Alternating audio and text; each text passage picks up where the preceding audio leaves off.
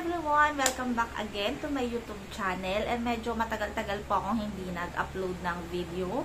So, yung video natin ngayon ay magre-review po ako nitong actually, naka-charge pa siya. Itong K12, Zeus K12 Mini Portable Karaoke.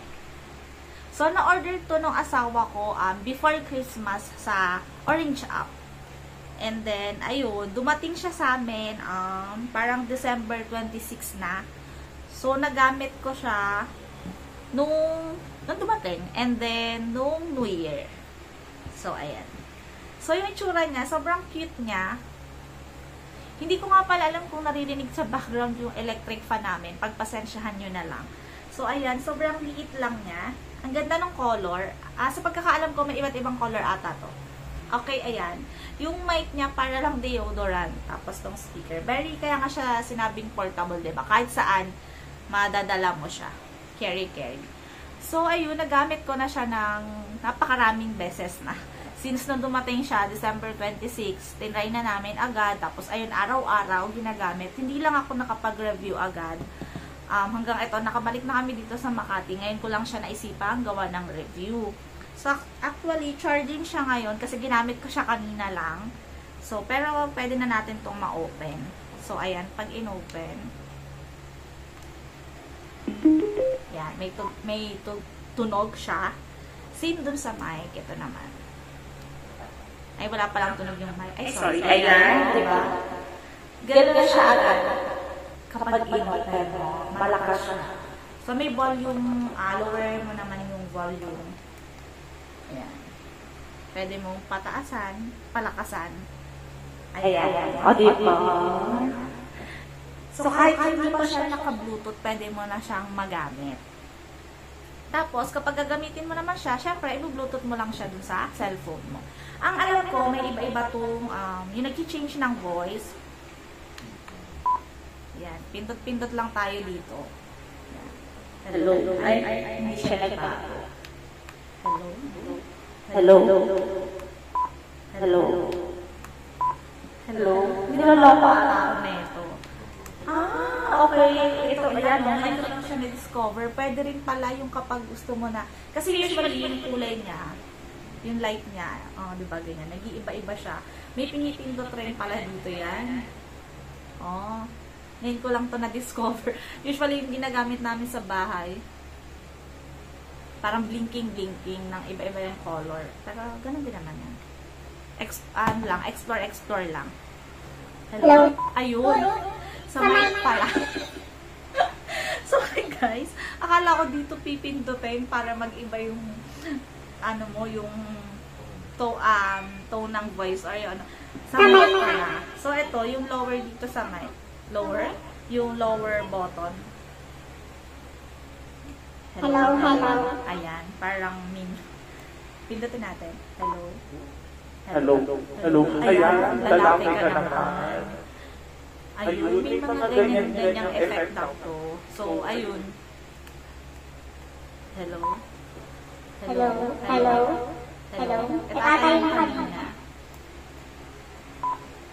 Hello. Ayun, mas malalim. Nakakatakot siya. Diba? Hello. Ay, ito naman yung normal. Sa mic pala guys ha. Sa mic pala yung pagpindot nun. Hindi pala dito sa speaker. Ayun. Tapos, yung sa mga speaker naman, ito yung pinindot ko kanina. Kaya ganyan yung color. Try natin. Ayan. Hello. Pwede rin siya na hindi pala umiilaw. Actually, ngayon ko lang siya nalaman. Kasi nitong mga nakaraan, ginagamit namin siya ng umiilaw. Pwede palang hindi. So, kaya pala mas mabilis siyang malobat. Kasi, umiilaw yung ginamit. Hindi namin ito pinipindot. Ngayon ko lang na-discover. Okay. Hayaan natin. Tapos, ayun, yung palakasan, pahinaan. Yun lang naman. Actually, dun tayo sa quality. Hindi ko alam kung tatagal to, no? Pero, so far, okay siya sa akin gamitin. Gustong-gusto ko yung sounds ng netong mic, kapag ginamit mo siya na nandito na sa speaker, pag malakasan talaga, maganda yung, parang yung boses mo, parang medyo nagbabago, gumaganda, sa tingin ko, parang ganon. Tapos, hindi naman, goods din siya kapag gusto mo lang ng parang mahinaang kantahan lang. Habi sa kwarto. Ganun kasi ginawa namin nun. Sa kwarto lang namin. Kasi ayaw namin din na parang nakakabulag ng mga kapitbahay, ganyan. Goods na goods din siyang gamitin. Kasi nga, adjust mo na lang. Tapos, hindi mo na kailangan magsaksak sa mga sa mga sakit-sakit, diba? Kasi kapag yung gagamitin namin, yung normal na parang karaoke player, ganyan na magsasaksak ka pa. Ito, hindi. Yun nga lang, syempre, nalalobat siya. Sabi kasi, ayun lang, kapag tinapat mo yung mic ng open siya, nagkadikit silang ganyan, ayun yung feedback. Ayun yung medyo hindi maganda na napansin ko. Tapos, sabi, yung duration lang nito, kapag charge mo, aabot siya ng 5 hours. So, basically, sa experience ko, hindi siya umaabot ng 5 hours. I think 2 hours lang. Kasi nga siguro dahil hindi ko rin napapansin na sobrang, kasi nga yung lights nito, na pwede pala siyang wala. Usually, yung ginamitan hanggang kanina, so ilang days na to, diba? Simula December 26, more than 10 days na siya sa amin, na ginagamit ko siya ng umiilaw. Dapat pala siguro pinapatay-patay ko para, hindi siya kain sa charge. Tama ba yun? Ganyan. Yung pag-charge naman nito, mabilis lang naman. Especially itong mic, hindi siya mabilis malobat. Ito lang talaga, kasi nga siguro yun sa ilaw-ilaw. Tapos lahat kasi ng sounds, kapag kasi ginamit mo yung mic, yung sounds niya, syempre, dito lahat sa speaker na to.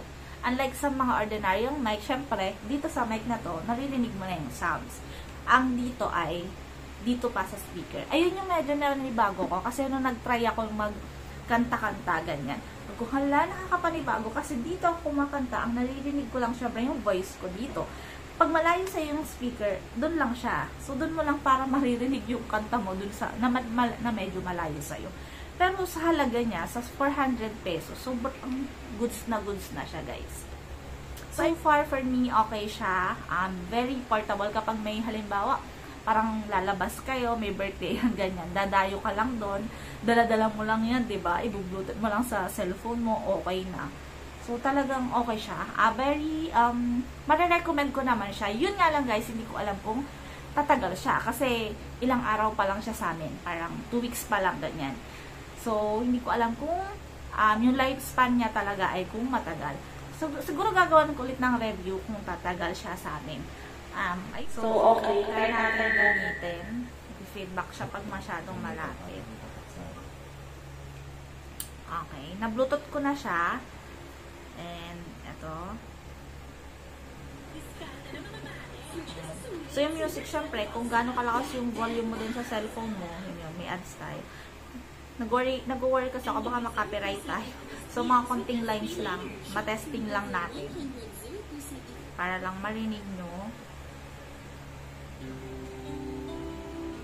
Medyo mahina.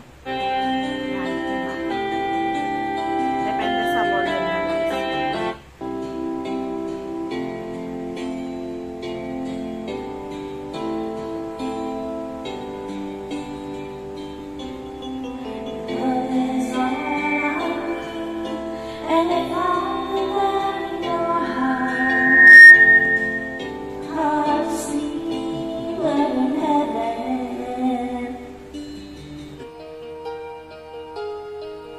Konti lang yung ating sa sample. Sorry, nag-feedback. Ang lalapit kasi sa akin.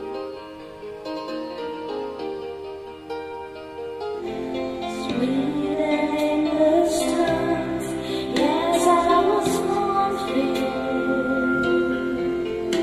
and the choice was never ours. Ayan. Pero pag malayo naman yung speaker, hindi yan masyado mag-feedback. Nagkataon lang kasi ngayon nire-review ko, malapit siya sa akin. Ayan. Pati yung mic, kas. Adjust lang naman. Actually, yan yung music. Okay siya talaga.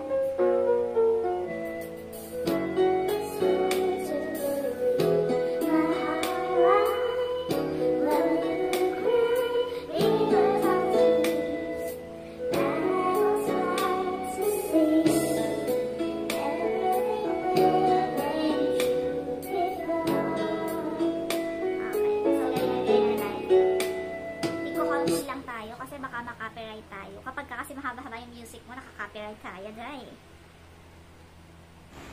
So, hanggang dito na lang muna. So, yun yung review ko dito sa K-12 Mini Karaoke.